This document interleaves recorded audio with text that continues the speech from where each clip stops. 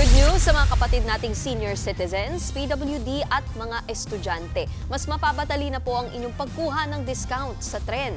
At live mula sa Antipolo, Rizal, nasa frontline ng balitang yan, si Gerard de la Peña. Gerard, magandang umaga. Paano ba ang sistema ng pag-avail nitong bagong discount?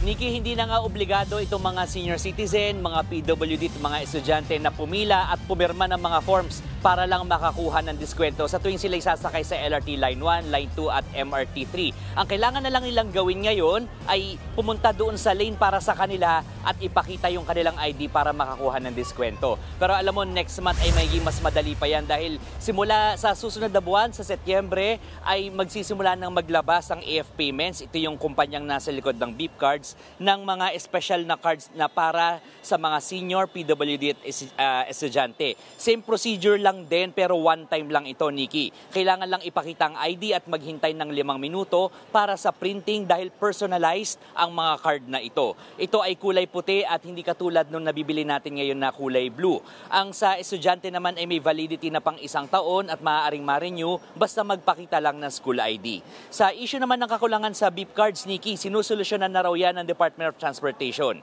Unti-unti na raw dumadating ang in-order ng AF Payments na 350,000 Beep Cards. At para masigurong hindi ito nahohoard, nakaantabay na raw ang PNP sa mga istasyon para makita kung may mga bumibili ng bultuhan sa mga ticket vending machine.